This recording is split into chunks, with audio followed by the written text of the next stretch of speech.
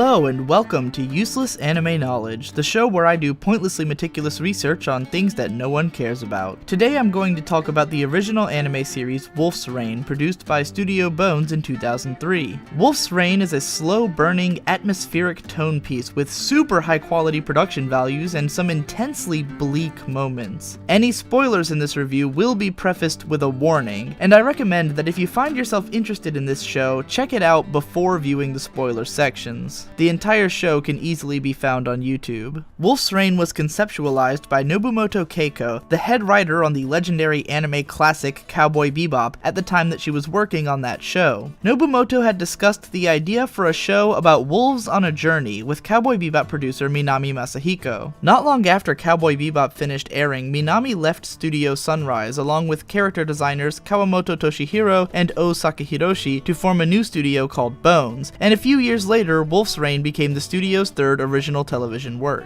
Most of the staff who had previously worked together on Cowboy Bebop returned to work on Wolf's Rain, from the former Sunrise staff that founded Bones to freelancers like writer Sato Dai, whom you'll probably be well acquainted with by now if you've been watching enough of my videos. Even music legend Yoko Kanno returned in full force with 2 soundtracks worth of breathtaking original music, and it's hardly an exaggeration to say that her soundtrack plays a huge role in making the series work. Wolf's Rain boasts impressively consistent, high-quality artwork, both in its backgrounds and character animations, even if there aren't a whole ton of big animation moments. This quality, however, came at the cost of a troubled TV run. After only 5 episodes, Wolf's Rain had to take a 2-week hiatus because Studio Bones hadn't finished the next episodes yet. The studio ran into the same issue once again after episode 14, but instead of taking a hiatus again, they put together 4 consecutive recap episodes, likely as a result of pressure from the network to not cause any further delays. As a result, when the show finished its TV run with episode 26, the story was not yet completed, and the last 4 episodes were produced as OVAs, which were released in 2 2-episode packages nearly 6 months after the original TV run had finished. Wolf's Rain was very quickly licensed, dubbed, and released in the US by Bandai, and was broadcast on Adult Swim mere months after the OVAs had concluded in Japan. The series was a hit in the US as well, and the OVA episodes were released and broadcast as part of the main series. While the 4 recap episodes were skipped on the Adult Swim broadcast, Bandai obnoxiously released them in the US all on one regularly priced disc, infuriating many fans of the series. I can only imagine that this was the result of pressure from the Japanese companies to release those episodes on DVD in the US, though in the original Japanese release those episodes were split across 2 DVDs which contained 2 other episodes apiece. Some say that putting all the recap episodes on one disc was a great idea because it meant you could just not buy that DVD, but it doesn't take much looking to find that many customers were unaware of what they were getting when they bought the disc. Thankfully, Bandai eventually re-released the series in one collection, but since Bandai has completely ceased production of anime DVDs since 2012, and no one has picked up the license, the series isn't as easy to come by anymore. By now you've probably noticed that I'm focusing heavily on the production aspects of this series, and that's because the show itself is pretty light on themes and story altogether. As I said, it's more of a tone piece than anything, which is why the character designs, animation, art, and music are so integral. Showing you screenshots and playing you music from the series will do way more to inform you of what it's about than talking about the plot or themes would. Wolf's Rain has a small cast of fairly tightly knit characters, all of whom have unique personalities but more or less work towards the same goal. Everyone in the show is in search of paradise, but no one's really sure what paradise is. It's a show about lost souls searching for a future and a place where they can be happy. The entire series has an ephemeral, magical quality to it, which keeps it just far enough out of our reality to where we can sort of relate to it, yet all of it seems distant and otherworldly. The most interesting aspect of Wolf's Rain is the fact that the 4 main characters are indeed wolves, and while they are more often represented in the human forms that they use to blend in with society, there's always a distinct feeling that they aren't human characters. They're not necessarily realistic wolves either, as all of them have super strength and agility alongside weird mystical abilities, but the point stands that their bestial nature is a huge part of what makes them interesting.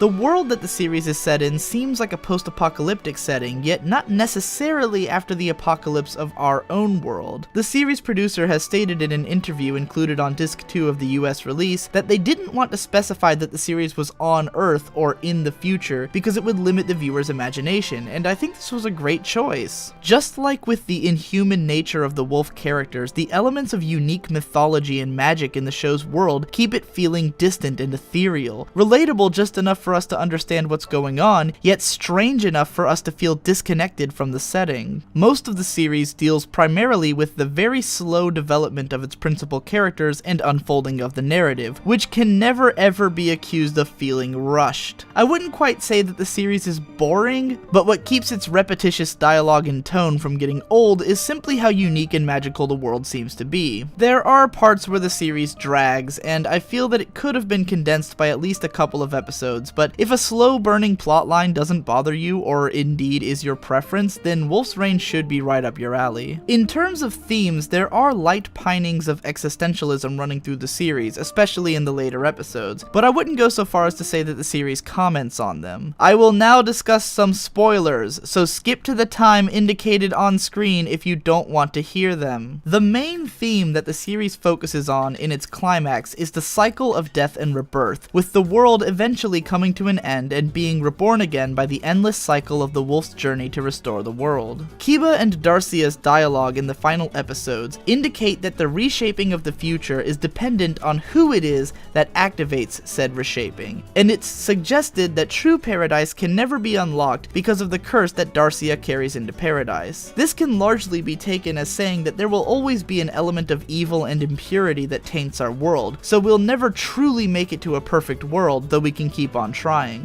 The series' ending shows a world closely resembling our own, wherein all of the wolves have been reborn, and Darcia's curse seems to have made it through as well, meaning that the cycle will eventually have to repeat. All of this is handled with really aloof dialogue, and even a lot of the character backstories and explanations end up feeling less understood and more just kind of felt. The series maintains its otherworldliness and non-specific meaning through to the end, most likely so that the viewer can use their imagination to fill in the blanks and interpret the series in a way that works for them. As such, I feel that if I went out of my way to interpret the series and its ending here, I would kind of spoil it and ruin the purity of the experience. If you have any ideas about the show's themes, then by all means leave your thoughts in the comments, but please mark all spoilers if you do so. I will delete any comments containing unmarked spoilers. In the original Japanese dub of the series, the four main characters were voiced by young new actors, while the rest of the cast was formed of veterans. The producer indicated that he was happy with how this worked out, but I actually watched the show dubbed in English, so I can't comment. Surprisingly enough, as someone who only watches anime dubbed in English when my girlfriend forces me to, I actually had no problems with the Wolf's Rain dub whatsoever. The series doesn't have many cultural references or dialogue that would be jarring in English, largely due to its deliberate lack of real-world association. Each of the English voice actors are veterans that any dub fan will know the names of, and while the show doesn't exactly require the most diverse or emotive performances in the first place, they all do their jobs without any problem. I actually felt kinda glad that I wasn't watching the show in Japanese, because some of the sentence structures and dialogue that feels very anime to me would have taken away from the series' otherworldly mystique. I never thought I'd say this in my life, but this is one anime that might be better watched dubbed if you don't understand Japanese, even if only because having subtitles on screen would detract from the breathtaking artwork. And that pretty much wraps up my analysis of Wolf's Rain. I've got another video coming up where I'm going to talk about the entire creative diaspora of Cowboy Bebop, and I'll probably do a history of Bones at some point as well. I just really wanted to get this video out because I've had it sitting on my hard drive for a while. Join me again for yet another Bones or Manglobe series in the near future.